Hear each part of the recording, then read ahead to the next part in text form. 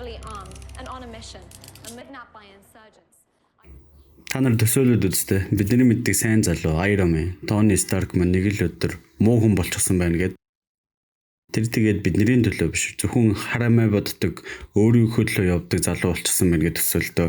Энэ бол бидний мэддэг Iron Man, Tony Stark-ийн арай өөр төв.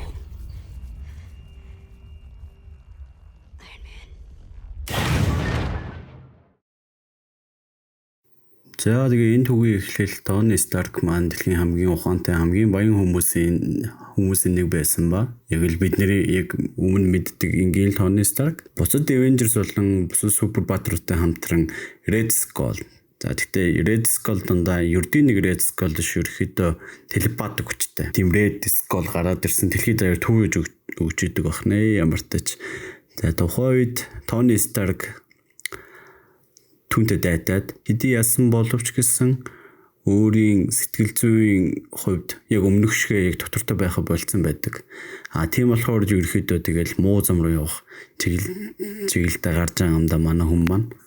Гол үйл явдал Сан Франциско хотод өрнөх ба Tony Stark за нэг онцгой аппликейшн гаргаад за тэр аппликейшнээр дамжуулж ерөөхдөө дэлхийг ингээд удирдах хорон санаатай байгаа та нар ойлгочоорой.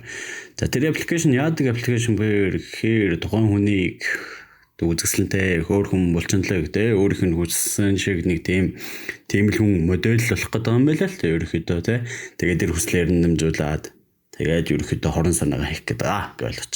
За 7 хоног өнгөрөхөд за хаанаас ч юм бэ машин нисж гараал хүмүүс зүхтаж гараал нилээн үүмээ самунд дэгдэх шинжтэй болоо. Тухайн нисж байгаа машиныг ши халах зогсоогоол Iron Man бас гараад ирсэн байдаг.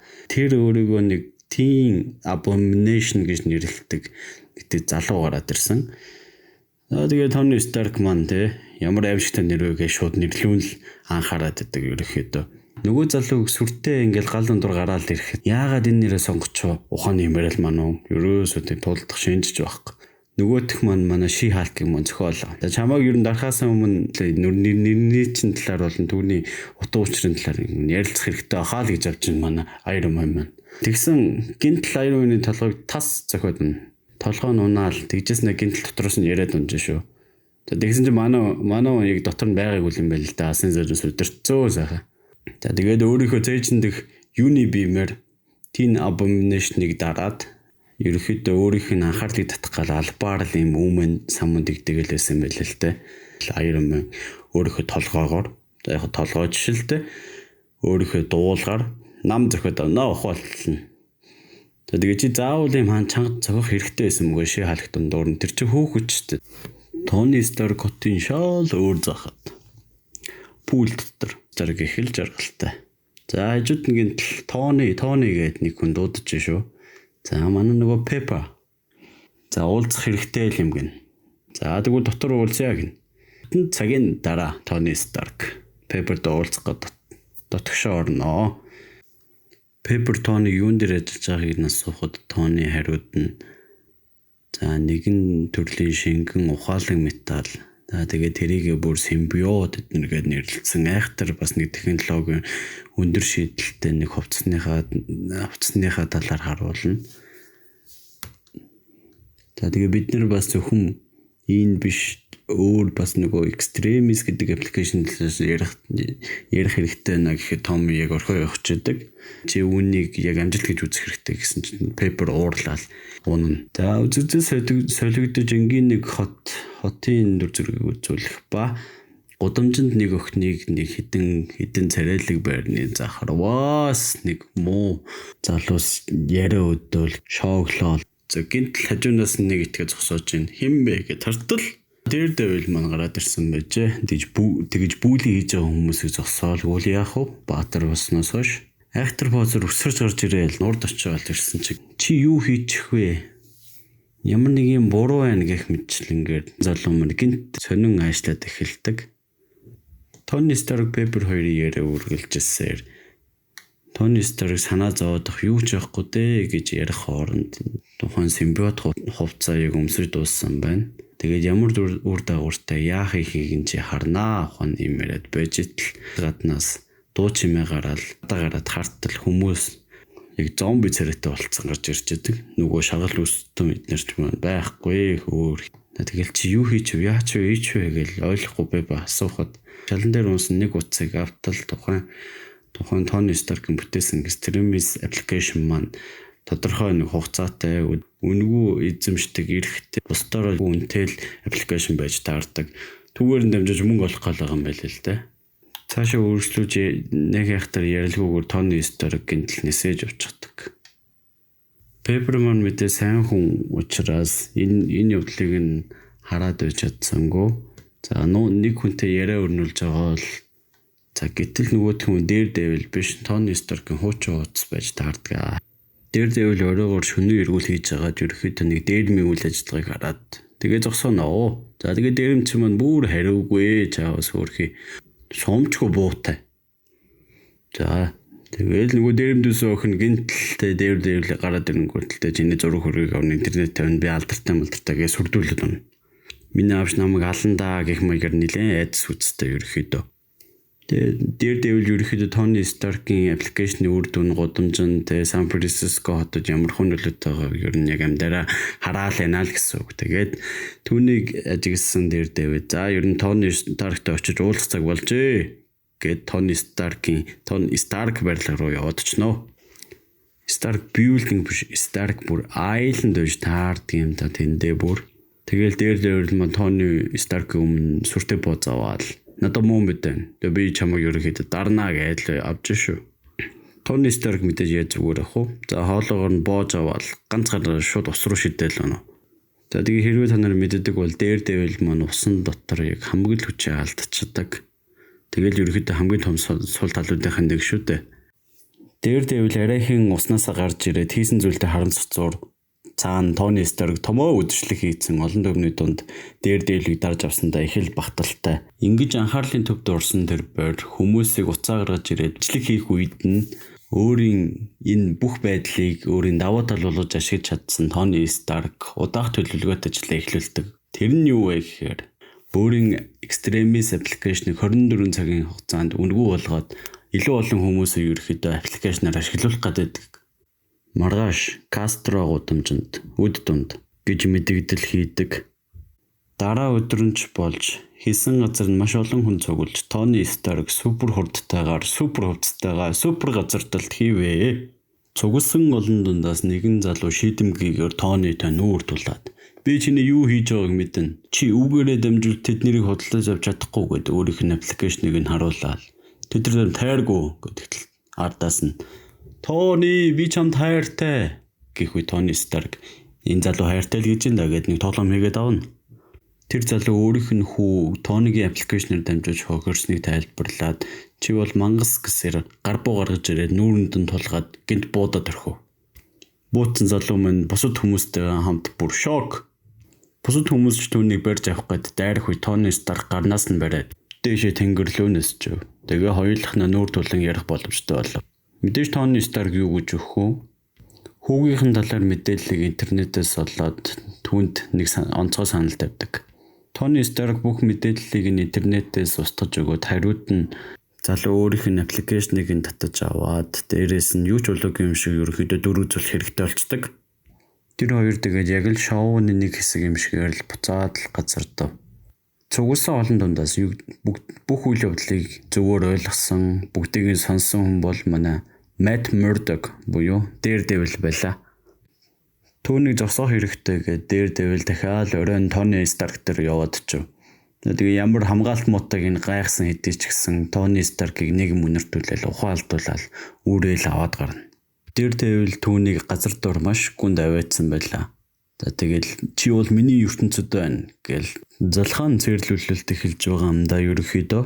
Ямар ч интернет холбоосгүй сүлжээгүй газар хав хоргохгүй газар ерөөхдөө сохор хүн дээрлэхүүлээл. Хэсэгхэн хугацаанд Tony Stark хэцүүхэн байдалд орлоо доо гэж байж хаалганаас хэрэг гэрэлсаал. За Daredevil харсан болов яасан бэл. Хараагүй ч гэсэн ерөн мэдээд идэм дөө манаа. Миний одоогийн технологи ямар ч тийм холбоо сүлбээс хэрэггүй. Энэ бол өөрөө амьд юм аа авах юм яриад манай хүн чинь. Тэгэл хаалга цөм зөхөгдөөл онгооч.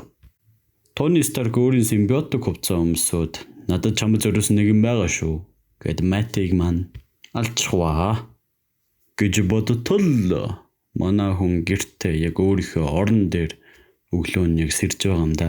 Сэрэх үед Тони Старк яг урд нь суудсан байж. Нэг гайхалтай юм нь Мат харж чадж байла. Iron Man гэтэл би чамайг юу бодож байгааг чи мэднэ. Чиш нилээн азтай залуу юм аа Мат Мурдок. Буцаж хараа ороод тэгэл хамгийн анх харж байгаа царай чинь энэ гэл өөрийнхөө царай руу заана. Цаашид тэдний яриа ерөөхдөө нилээн 50 өрнөд Мат босож өөрийн олон жил хараагүй өөрийн царайгаа харна. Ингэж өөрийгөө толж хоорон Тони Старк ард нь уух юм бэлдсэн шиг яаж энэ бүхний хийснээ тайлбарлана. Ерөөхдөө өөрийнхөө extremis application-ы тохиргоог нь жоохон өөрчлөөл тэгэл Мат Мурдок дээр туршиж үзсэн юм байл л дээ. Гэхдээ бас үүрдийн байдалтайгаар үлдэхгүй гин тэгээд байн Stark application-ыг ашиглаж бусад хүмүүстэй ижилхэн л нөхцөл байдалд орчихноо л гэсэн үг л дээ ерөөхдөө. Үүнийг зогсооч байгаа хүн юу гэж тэгээл эннийх нь нэг хэсэг болол явж явах уу. Тонигийн санал бол бас уух юм гараараа зөхөж байгаа л. За тэгээд ерөөхдөө ширүү ярианд орж байгаа юм да.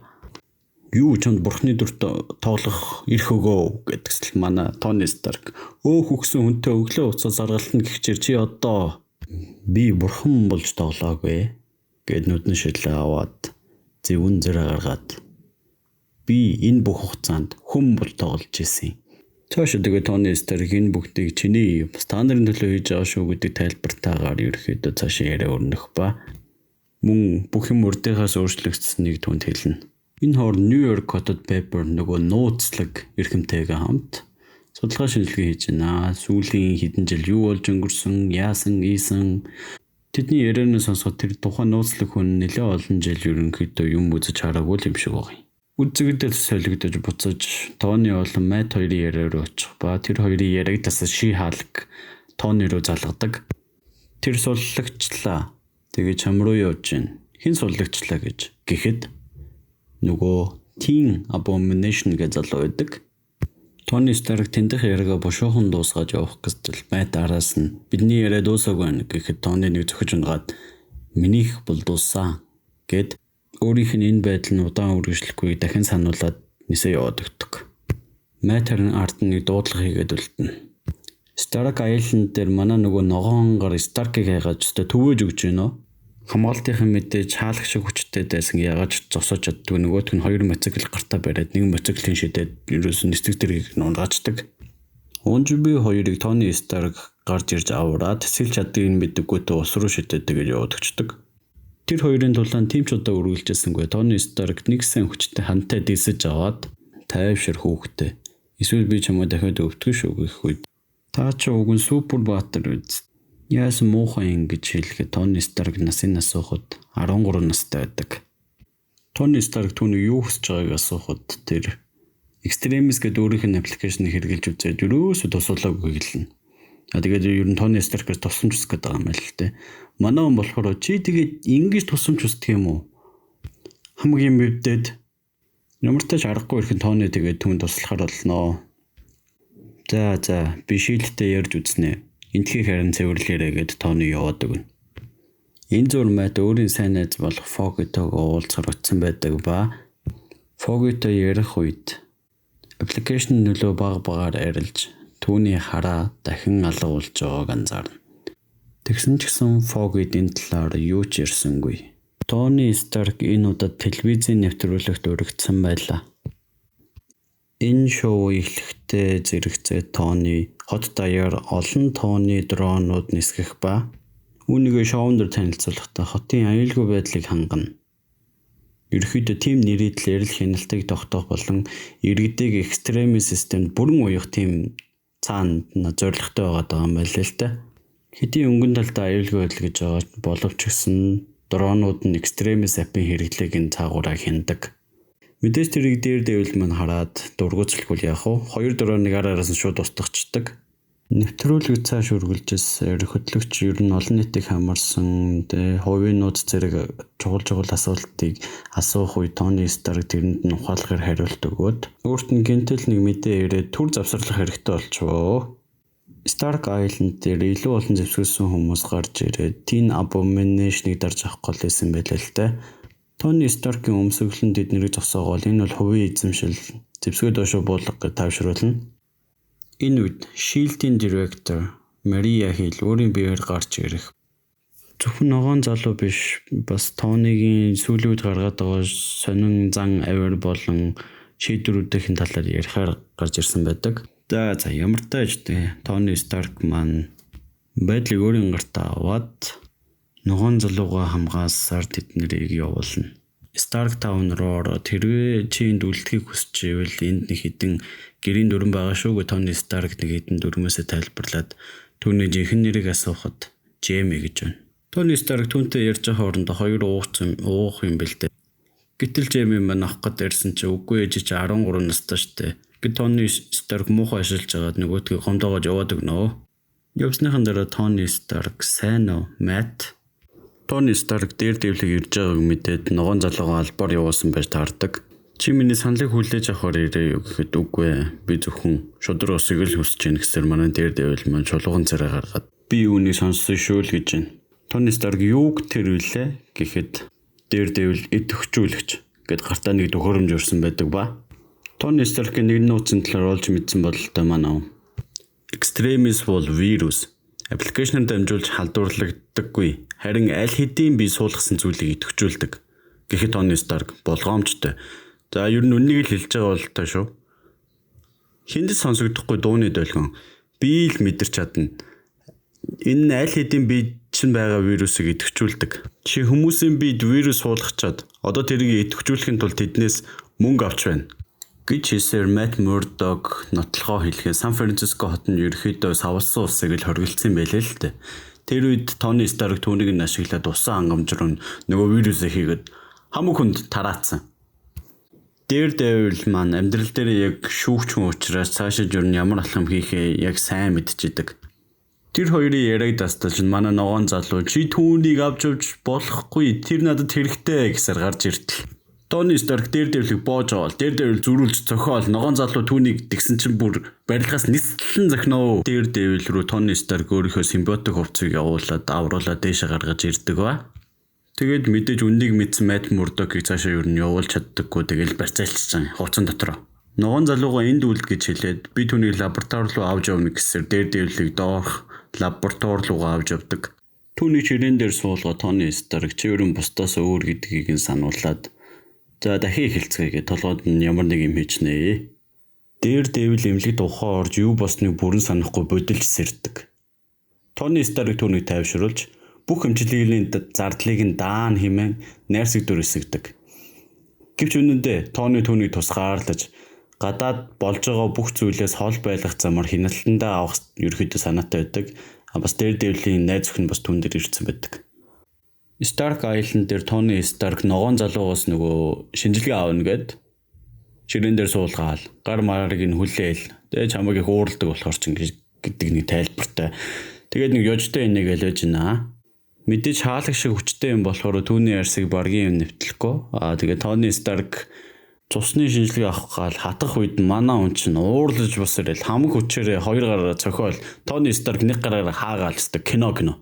Ногоон залуу маань ч тайвшраад тэр хоёрын яриа нэлээд тогтоон болж ирээд Тони Старк цаагуур нь уугаст. Тони Старк ер нь боломж олдвол ер нь уугаст. Яг хөө түүхийн та нар мэдж байгаа шүү дээ. Ер нь аав нь ямар хүн байсан өөрөө тэгэл тим сонирхолтой болж өссөн байгаа байхгүй. Тони Старк өөрийнх нь ээжийн талаар асуухад түүнийг нас орсныг хэлээд ээжийнхээ талаар ярьж эхэлдэг. Түүний ээж нь Stark Industries ажилладаг байсан байх ба. Нэг өдөр хүүхдээ харах хүн олцсонгүй гэдэг шалтгаанаар ажил дээрээ авчирч ирж таардаг. Яг тэр өдөр нь томоохон туршилт хийгдэж байдаг. Тэр бусад эрдэмтдтэй хамт судалгаагаа эхлээд машинаа асаах үед нь ямар нэгэн буруу болж байгааг ажиглаад гинт дэлбэрэлт. Тэндээс ихтэй азар хоёулаа амьд гардаг. Харин Тони Старк тэр өдрийг маш сайн санаж илээ. Өөрийнх нь яг Industries юм чинь. Гэхдээ яг тэр тэнд явагдсан судалгааны шинжилгээний ажлыг Тони яг өөрөө яг зохион байгуулаг үлддэг л та. Яг тэр осол болдог үлдэр нь Тони Старк Black Lava гэдэг нэг хахтар олонний танил болоогүй ч гэсэн овоо хүчтэй нэг нөхөрт өөр газар тулдаад байжсэн юм байна лээ. Түүний хүч чадлаас нь ер нь зах цугаас нь дурдах юм бол өөр ертөнц рүү ордог, хүмүүсийн сэтгэл зүйг нь өөрчилдөг, хуур мэхэлдэг, энергийн бөмбөлөг портал эднэр ашигладаг гартаа дэгдээд нэг тийм шаргал юм барьсан байж байгааз. Тэгээд бусдыг гэдэг нь тэмцэлд оруулж бусдыг ер нь тэгж өдөн хатгадаг тийм л ерөөд уур чадвартай. За тэгээд тэр хүчээ ашиглахаараа ерөөсөө шууд тухайн хүн рүү дайрдаггүй. Харин баатруудыг өөр хүмүүсийг ингээл дулдуулаад өдөө хатгаал байж идэг. Энэхүү тулааны үеэр Тони Старк өөрийнхөө өмнө хизээж харж бас мэдэрч байгаа зүйлээ харж мэдэрсэн гэж тайлбарладаг. Ямар ч тааш түүнийг өөрийнх нь ертөнц рүү яаж игээд буцаагаад тэр явцдаа бараг л өөхөж асан байдаг. Тэгээд Тони Старк өөрийн Stark Industry дээр арай гэж буцаж ирээл. Тэгэл яасан гэхэд тэгээд би санаж чадахгүй байна л гэдэг. Үүнээс харахад ер нь тэрхүү тулаан Тони Старкд бас түүний сэтгэл санаанд нэлээн гүн нөлөө үзүүлснийг харж болдог. Тэр жоохон бодолтой шумбаал байж идэл манай ногоон залуу маань лам гөрөөс юу н чамайг яаж дийлсэн юм бэ гэж авдгиймдээ манай хүн чинь яг уу тэр нөгөө Black Llama гэдэг нэрнээс болоод манай хүн чинь долоо дотроо те хар лам гөрөөс төсөөлцөө. Тэгээ Тони Старк дийлсэн гээл өстө зураглаж өгч идэг байгаа. Тони Старк ч түүндээ дахин тайлбарлах гэж оролдоод тэгэл дахиад ойлгохгүй шинжтэй болоод ирэнгүүтэн зам марттаа. Тэр хоёр эргээд ногоон залуугийн түүхийг ярьж эхлэх ба тухайн үед нь юу болсон, яаж ингэж хувирсныг нь Тони лавлан асууна. Түүний амьдрал нь ерөөхдөө ээж нь ажлаа алдснаас болоод нэг хайхтар өөдөж дээшлээгүй байдаг ба 2-7 хоногийн өмнө л гэхэд хідэн залуус түүнийг нийлээд дээрлэгч байдаг. Асуудал дүүрэн бас одуусан царайтай гэртээ хурж ирээл хөөрхөн ээж нь түүнийг тайвшруулах гэсэн боловч манай хүн эсэргээр улмал уурлал. Хэдэн жилийн өмнө туршилтын үеэр задарсан гамма цацраг идэвхт бодсон бие дээр нь идэвхчээд одоо ингээд мангас болж хувирсан байдаг ба. Тэгээд тэр уурандаа гэрээс үтгээд ээж нь сүтсэн гэрийн болгосондоо нас урсан байдаг. Яаж ийм хувиралтай орсныг ойлгосон Тони Старк өөрийнх нь аавыг нь асууад өөрийнхөө аавын талаар мэддэггүй. Харин Тони Старк хэдэн төвчлөр дараад өөрийнх нь төрсөн аавын хэн болохыг нь гаргаад ирнэ. Харалд Хоган гэх нэртэй Тонитой өмнө нэлээд ойр дотн ажиллаж исэн хүн болж таардаг. Тэгээл Тони одоо би чамд туслаа. Чи ч надад угаасаа тусалж исэн биз дээ гэдгсэн чи. Үгүй яг үнэндээ би чамайг нэг хэдий хэсэг болгоод туршилт хийгээл мэдээлэл авах гэсэн гээд шудраггаар үнэн яриад ундаг юм да. Тэгж байгаа маргаашнаас эхэлнэ л гэж байна. Компьютерийн дэлгэц дүүрэн нэг өрөөнд суугаа Тони Старк 12 сарын 13-ны өдөр буюу тухайн осол болсон өдрийн талаар мэдээлэл хайгаад юусоо олж чадсангүй. Тэгээд нэг зүйлийг анзаарав. Хэн нэгэн Тони Старкаас тэр өдрийг нь булаасан. Буюу тэр мэдээллийг бүгднгийн устгасан байж таарна. Харин тэр мэдээллийг устгасан хүн хэн байж болох вэ? Үзэгдэл солигдож Тони Старк нэгэн нууц газар нэг нууц хуралдаан хийж таардаг. Америк нэгдсэн улсын нэгэн генерал болон түүний мэргэжилтнүүдтэй хамт яриаг өрнөх ба Тони нэг л юм төлөвлөөд за тэрийг бүр зарах гээл байгаа шинжтэй. Тэдний ярианаас ойлгоход тэр нэг төрлийн зэвсэг маяг юм. Тони болохоор биш л гэдэг. За тэрний ямар ч айж нэг нь англи нөгөөх нь орос. Тэгээ сүүлийнх нь хятад хэл дээр ингээ бичигдсэн байдаг. Өөр газар. Нөгөө нууцлыг ирхэн болон Бэбер 2 Тони Старкийн дансыг нь хянаад тэгээ тодорхой өөрчлөлт орсныг нь ажиглаад юу ээж болох вэ, яаж болох вэ гэх маягаар таамаг дэвшүүлээд ээж идэг ба. Тони Старкийн үйлдэл бүрийг ингээл хараад байна л гэсэн үг. Удаах үйл явдал Нью-Йоркод өрнөх ба Тони Старк олон чухал хүмүүстэй уулзалт хийж байгаа маягтай байна. Тодруулбал тэд нар нь хэвлэл мэдээллийн компани ерөнхийдөө захирлуулж таардаг ба Тони Старк тэднээс бүгдийг нь худалдаж аваад ерөнхийдөө хэвлэл мэдээллийн томоохон хаант ус байгуулах дараагийн ээлжид төлөвлөгөөд болох маа эхлэх гээд байгаа юм байлээ л дээ. Тэг чухал хурал болж байгаа ч гэсэн хүүхдээ аваад ирлээ гээл тэгсэн чинь. Тэгээ харсан чинь манай нөгөө ногоон залуу хажууд нь зүртэй хувцас өмссөн. Яг хамгаалагч хажууд нь байж гэнэ өө. Яриа эхлээл байж итэл тэнд байгаа хүмүүсийн гар утсан дуурал. Тони Старк харин энэ ч айгүй чухал хурал болж штэ. Манайхаа утсаа унтраагаар авах нэмэрэл. Тэдэн дунд хамгийн нөлөө бүхий Герард гэх эрхэм Тони Старкийн цаа зорилгыг асуухад манай хүн шударгаар ерөөдөө бүх хүний толгойг угаагаал өөрийн гэсэн хаант усыг байгуулах ч юм аа л гин. Энэ галзуу санааг нь юу гэж дэмжих вэ? Хамаалагч дуудаал. Тэгсэн манай ногоон залуу ширээг өргөж авч шийдээл. Тони Старк харин бусад хүмүүсийг тайвшруулнгаа. Би зүгээр л Капаник ч авах гэж ирсэн юм уу? Нэг амир даа эхлүүлэх гээгүй. Хамгаалтын нэг залуу манай ногоон залуугаас айгаал. Тэгээд ерөөхдөө жоохон буудалцаа эхэлнэ. Буудалцаан ч гэж дээ нэг талыг л барьсан. Яа ерөөхдөө манай хоёр төлөөл тэд нар буудаад байдаг. Хэсэг ерөөхдөө буудуулуусныхаа дараа Тони Старк тухайн байдлыг гартаа аваад бүгдийг тавшруулна. Тэгэл хувцастайгаа нөгөө хэд чинь дээ та нар удахгүй өнөөдөр ажиллан чамайг хална мална гээл ерөөхдөө томрол унжаа шүү. Тэр бүх яриаг эцэссэн үн Пеппер байлаа. Пеппер гоё поз аваад гарч ирээл. Тэгэл Тонид ерөөхдөө тэр Капанитын 50% нь худалдаад авцсан нэг нь тайлбарлал яаж ийж гээл тэгсэн чинь ерөөхдөө Stark Resident гэдэг хуучин Капаних нь өөр нөгөө Капаних нь нэр дээр л ерөөхдөө ажиллаад байгааг нь хэлнэ.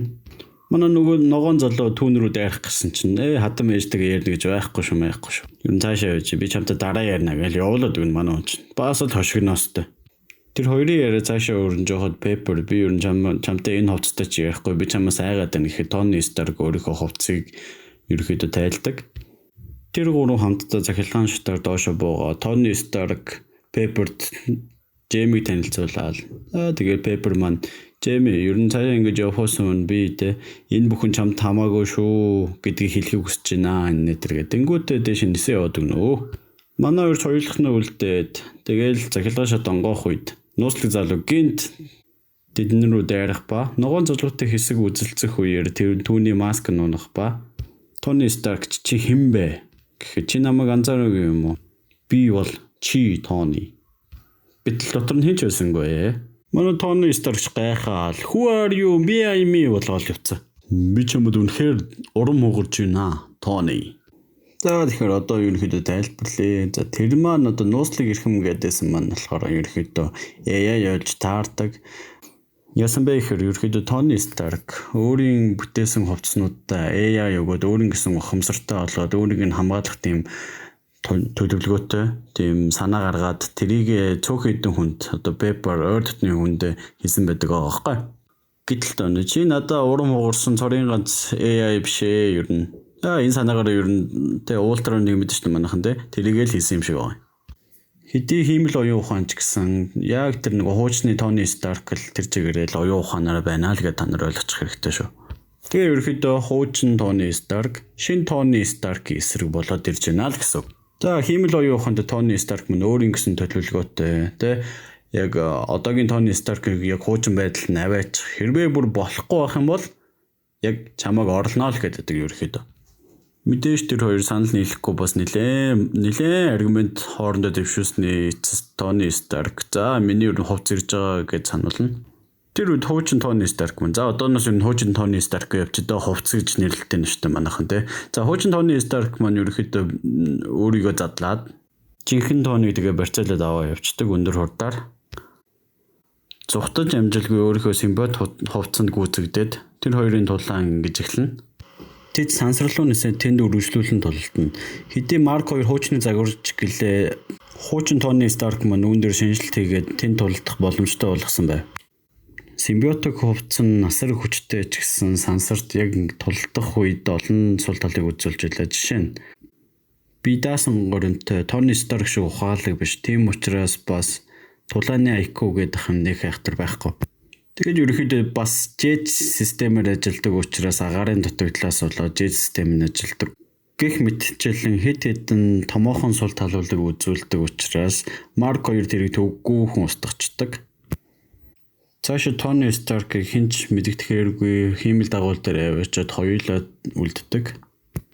Хуучин Тони Старк машин Тони Старкийг бүрэн орлуулах буюу өөрийнхөө яг байгаа оюун санааг л Тонигийн биед хийх гэдэг юм байл л дээ. Тэрийг бүр шийдсэн. Тэдний ярианд нь Pepper дэлгэцээр дамжуулж дэлхийгээс оролцох ба хэдий Pepper энэ бүх зүйлд хамтран оролцсон ч гэсэн робот Тони Старкийн бүрэн санааг нь мэдээгүй өждөг. Жинхэнэ Тони Старк Pepper тандаж хэдий хоёрын энэ төлөвлөгөө бүтсэн ч гэсэн чи одоогийн гарч ирэх Тони Старкд итгэж чадах уу? Гэхэд тэр хоёрын яриаг робот Тони Старк мань таслаад дахиад хоёулах нь үлдчихэндэ. Тонигоос хэдэн зүйл асуугаад хариулах шинжгүй болоод ирэнгүүд нь төлөвлөгөөгөө биелүүлэх гээд Тони Старкийн оюуны ертөнцид нэвтэрдэг. Гэтэл симбиотик хувцсны хилтерхий робот Тони Старкийн биен дээр нь үлдсэн байлаа. Жинхэнэ Тонигийн бодлын ертөнц нь ерөөхдөө манай залуугийн Дэд Иважингийн ертөнцөл байлаа муу Тони Старкийн. Тэндээ хоёр Тони маань нэгэнтэйгээ хэсэг яриа өрнүүлж зогсноо. Муу Тони Старк маань өөрийнхөө төлөвлөгөөнөөс баг зэрэг яриад тэр нь ерөөхдөө те манай Цаанасын төлөвлөгөөтэй төстэй юм байж байгаа ерөөхдөө Хуамын хэд төсөл түүнийг зогсоох хэм маяг гэх мэтлэнгээр зөвлөд ярьж идэл робот Тони Старкийн биеийн жоохон муудсан болоо. Ерөөхдөө муу Тони Старк маань улмал муу болоод идэг шинжтэй шүү. Сэтгэхүй ертөнцөөсөө гарахад Марк 2-ын биеийг ерөөхдөө симбиотик хилтерхийнүүд маань эзэлсэн байдаг ба. Тони Старк би ихэн өхөчийн амьдрахыг шийдсэн.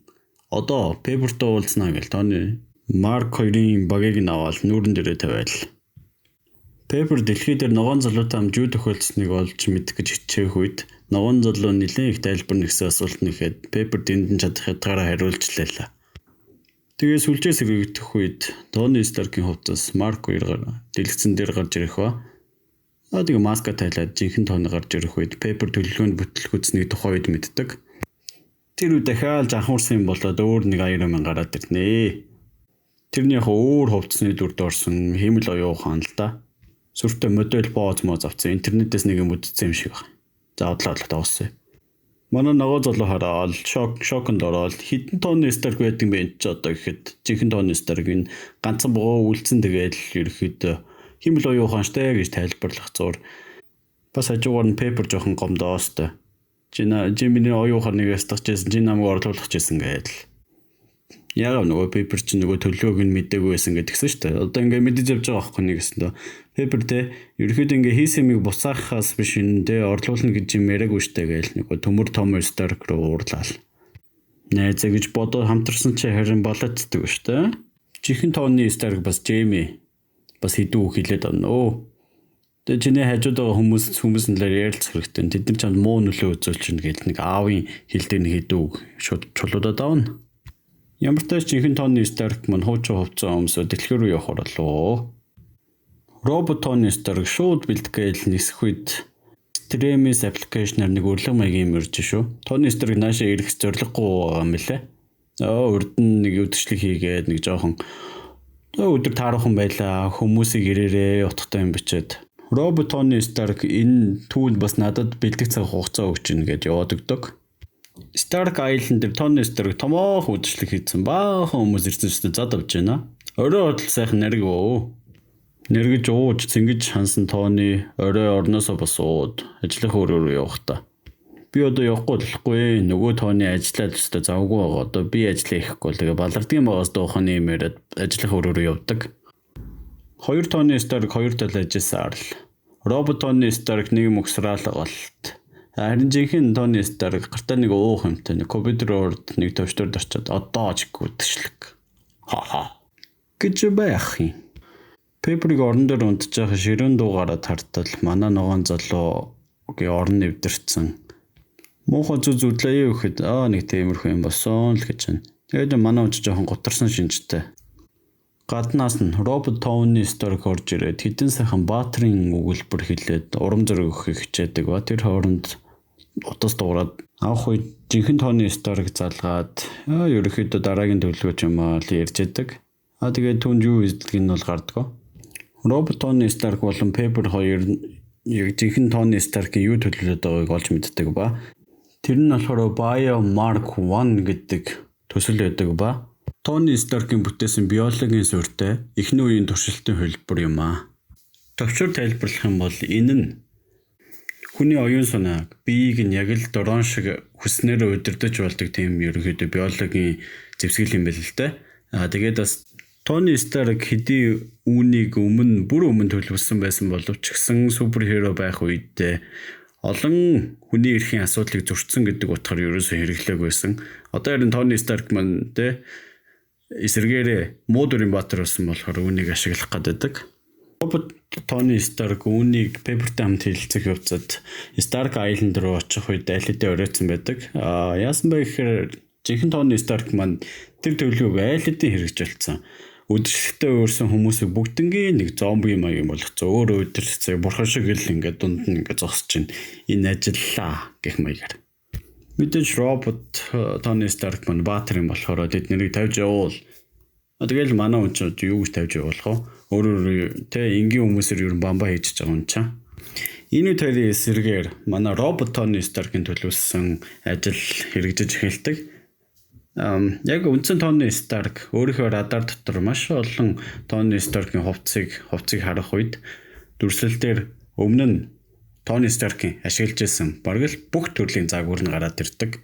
Тэр бүгдийг л өөрийнхөө удирдлагын доор жинхэнэ Тони Старкийн эсрэг ашиглаад тийм төлөвлөгөөтэй байсан билээ. За тэгээд одоо л жинхэнэ гал гарсан. Бүр тус асарсан тулаан болох нь роботуудын дунд. Stark Island дээр ирсэн Тони Старкийн өмнөх хувцснууд нь шууд түүн рүү дайрж эхэлсэнгүү. Тэгээ ерөөхдөө баатар хийдгийг л хийгээл энгийн иргэдэг авраад тэгээ холдуулаад аюулгүй газар тавиад тэгээд ерөөхдөө тулаан цаашаа ингэж үргэлжлэх нөхцөл бүрдэж байгаамаа. Тэгээд ерөөхдөө тулаан маань нэгэн эсрэг олон болоод ерөөхдөө Тони Старк нэлээд хүнд байдалд орлоо доо гэдгсэн чинь Superior Iron Man-ийн энэ хувцс маань Тони Старкийн хийжсэн хамгийн хүчтэй хувцснууд нэг гэдэг. За тийм болохоор Тони Старк асуудалгүй тулдахад ерөөхдөө бэлэн байсан. Тони Старк маань робот Тони Старктай яг дүүтэйгээ зодолж байгаа юм шиг айхтар поз аваал. Толгооноос нь чирэээл. Хэрвээ чи ингэж байгаа бол би ингээ гэж хувраал. Өмнөхөөс улмал хүчтэй болоод яг л нэг Халк Бастер шинэ хувцас хоёрыг нийлүүлсэн юм шиг нөхөр гараад ирнэ. Тэгээд үнэхээр л супер Destiny, супер өгүүлбэр хэлдэг. Энэ бүхний дараа эрх чөлөөлөлтөн одоо жоохон бүдэн болчихлоо жоохон том болсон юм чинь.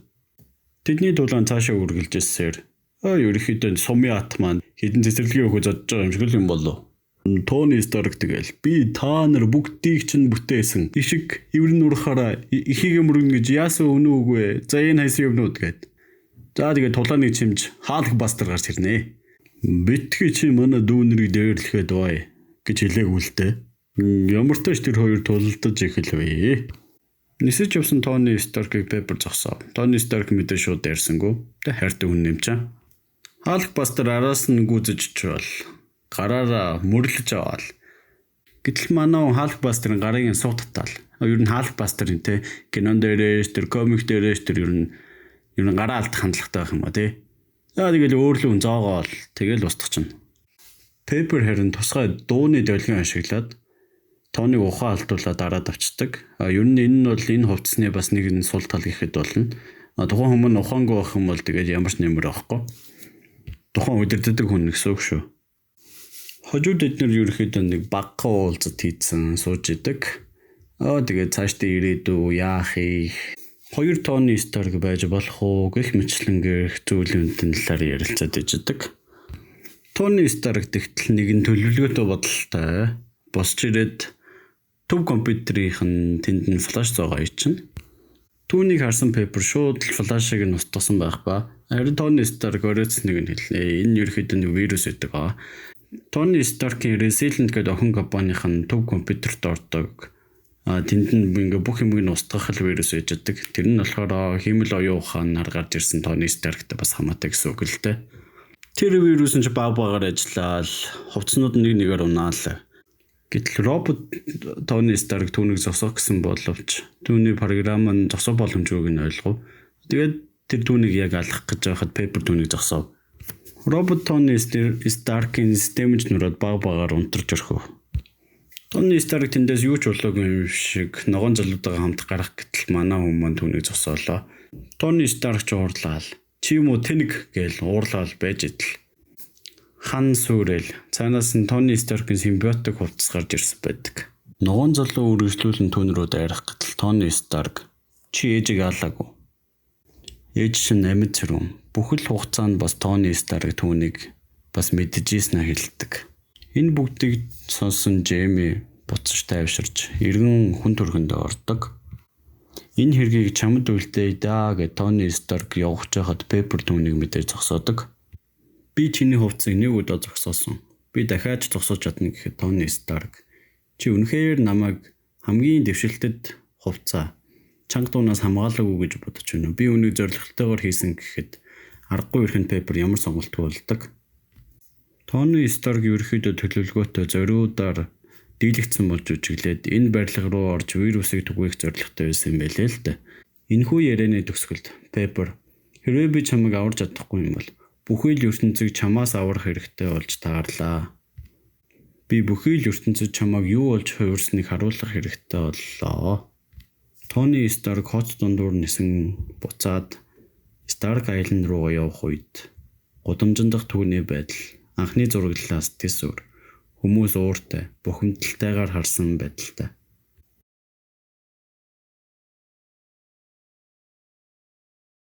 За, ингэснээр Superior Iron Man гэдэг комик төгсгөл бол үнэхээр сонирхолтой. Драматик бөгөөд Тони Старкийн баат руу эсвэл дайсан уу гэдэг асуултыг нээлттэй үлдээдэг төгсгөл нь маш их таалагдсан.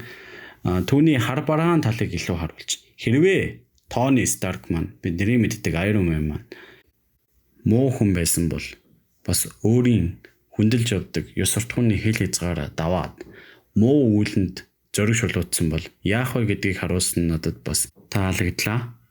Эцэст нь гэж хэлэхэд одоо үед Iron Man хайргүй хүн гэж байхгүй болсон. Анхаарал хандуулсан та бүхэндээ чин сэтгэлээсээ баярлалаа. Бидэнтэй хамт байгаарай.